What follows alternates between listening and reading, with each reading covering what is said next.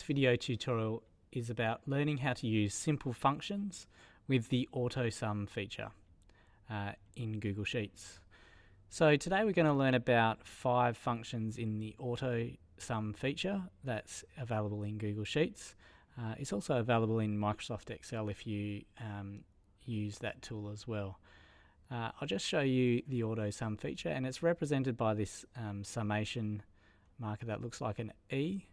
And we're going to hit on the down arrow here, and you can see that we have 5 functions here and also a link to some more functions as well. But before we actually start using the AutoSum feature, I just want to show you the example spreadsheet that we've got here. So we've got a workbook here which is called World of Warcraft Game Servers, and it's got a single worksheet, and that worksheet's called Server Player Data. Now, hopefully that gives you an idea of what kind of information is available on here. So the term data here is another term for information. So we've got information about players on particular servers in World of Warcraft. Okay, so in World of Warcraft they call their servers realms, and so we've got here 5 realms listed here from A2 to A6. And in B2 to B6, we've got the corresponding number of players playing in each realm. Okay, and what we're going to do is we're going to use the AutoSum feature to provide us information on some particular values that we want to calculate. So a lot of these, with only 5 servers there, it's pretty easy to calculate, and we could use a calculator to do that. But if you can imagine that there might be 1,000 servers there with a whole heap of different information, it makes it much easier to be able to use a function to be able to calculate those values for us. So let's get into it. So the first one here, we've got the total number of players on all servers.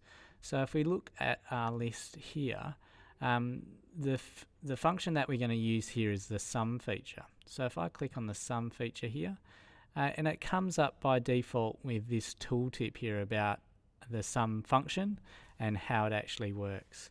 So we can see how we use the sum function. We've got an example of what that looks like.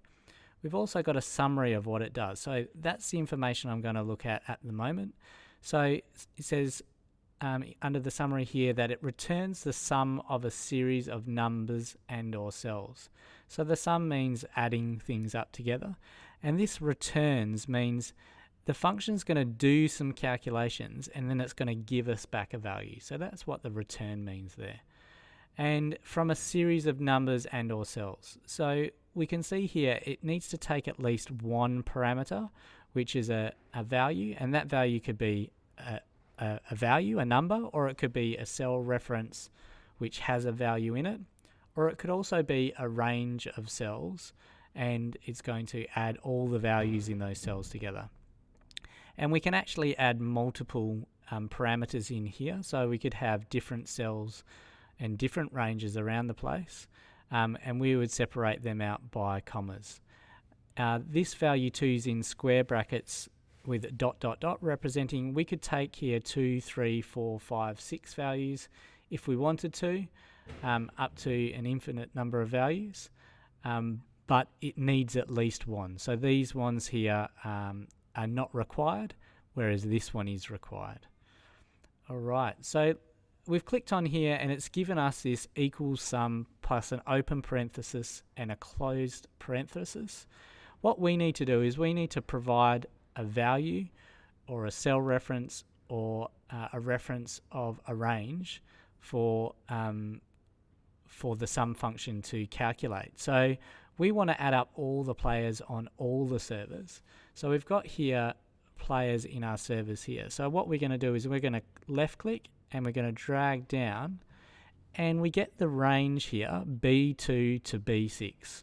As we mentioned in the last tutorial, it goes from the topmost here, B2, all the way down to B6, and it's giving us everything in between with this colon. So this says from B2 to B6, and we want to sum those together.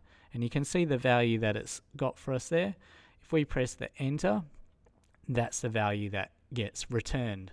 So as I mentioned in the last tutorial, if we click on this cell, we can actually go back and see our function in the formula bar here, equals sum b2 to b6. But what actually gets displayed is the value that is returned from that function. All right, let's move on to the second one. So we want to see the average number of players per server. Okay, and as you might have guessed, I'm going to click here first, and I'm going to select the average function. So I'm not going to go through all the information again, but we can see here that the summary is it returns the numerical average value in a data set, and it's going to ignore any text that's in there as well. All right, so once again, we want the average of all the servers. So I'm going to select B2 to B6, and you can see here the answer that's already coming up is going to be 4,367 players per server. All right, the next one is the total number of servers. Okay, so this is a little bit different to the top one. This is the total number of players on all the servers. We want the total number of servers. So at the moment we've got 1, 2, 3, 4, 5 servers. So we're going to use what's called the count function. Okay, so if I click up on the AutoSum, select count, and once again I'm going to select B2 to B6. We could also choose A2 to A6, the names of the servers, because it will give us the same value back.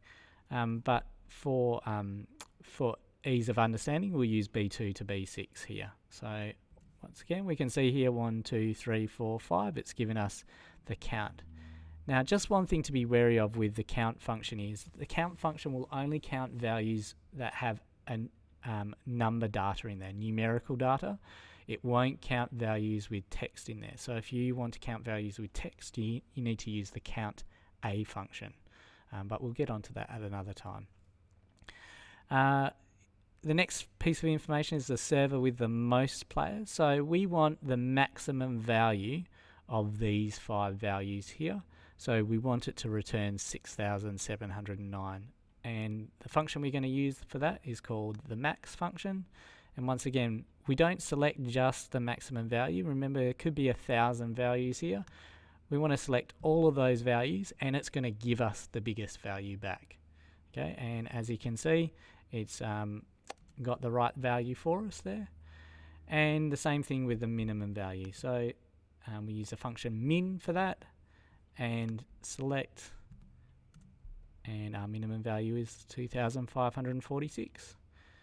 So that is how you use the AutoSum feature. We're going to get onto how we actually type up our own functions from scratch in the next tutorial.